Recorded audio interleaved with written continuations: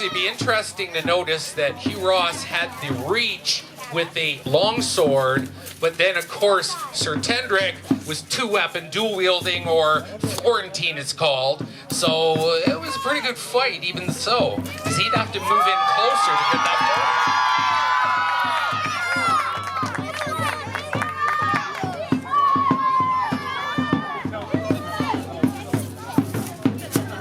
Yes, absolutely.